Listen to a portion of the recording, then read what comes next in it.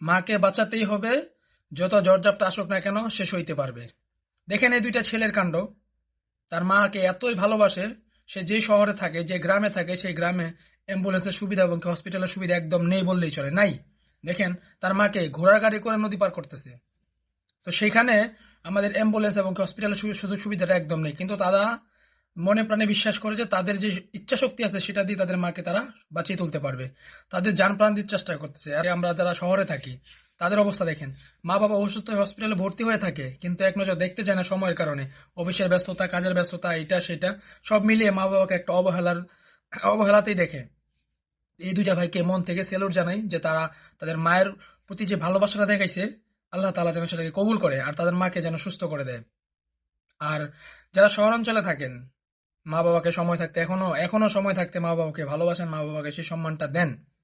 মা বাবা হারিয়ে গেলে একটা সময় বুঝতে পারবেন যে আপনি জীবনে কি হারিয়ে ফেলছেন। এই পৃথিবীতে যদি একটা সম্পর্ক থাকে নিঃস্বার্থে, সেটা হচ্ছে মা এবং বাবা।